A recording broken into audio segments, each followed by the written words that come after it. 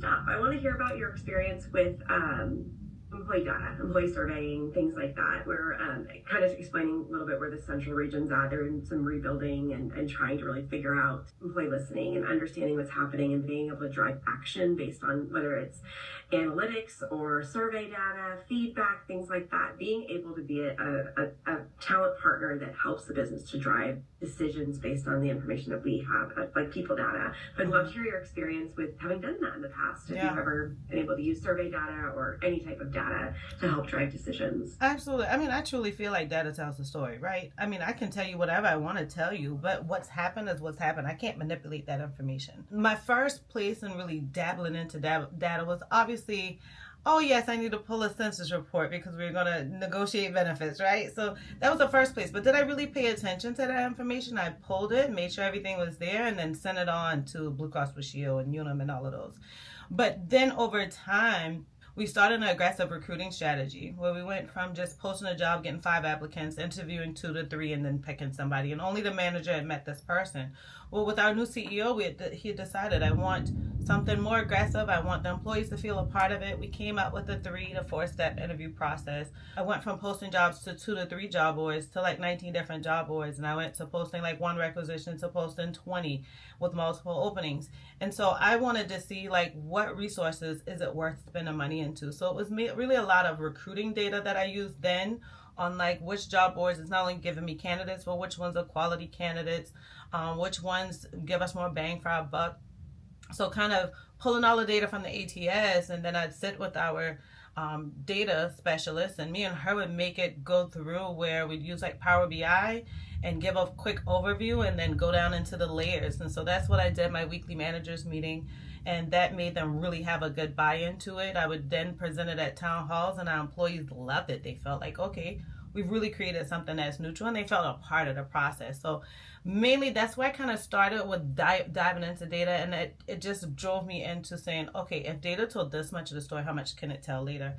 So as an HR business partner, I found myself using it even more than I did even as a director, because I had these multiple verticals and business units across the globe that I needed to not just tell them my gut feeling, which I trusted, but give them something in their face that I could say, this is what validates my gut.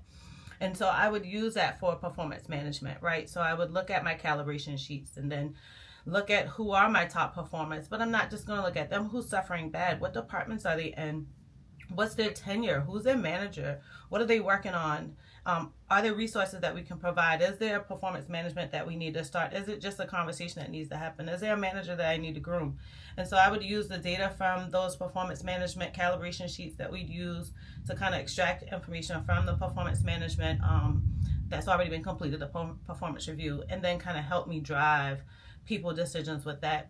I also use, compensation data from just several different places because, you can always use a compensation analysis. We didn't have one. We didn't have the budget for one, but I didn't trust data from one place, especially when we talk about multiple regions and multiple people and different unique tech positions.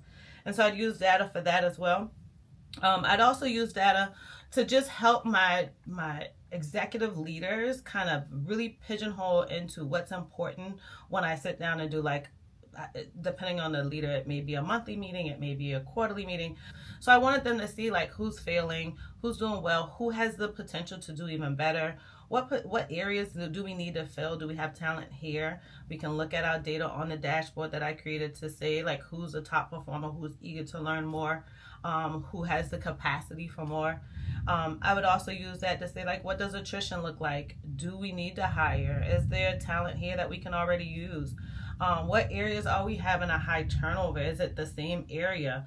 Or is it multiple areas across the org? What part in their career growth are they falling apart? Because maybe it's not the employee, it's our organization. We're not providing the right career path, the career growth, the career trajectory, the resources.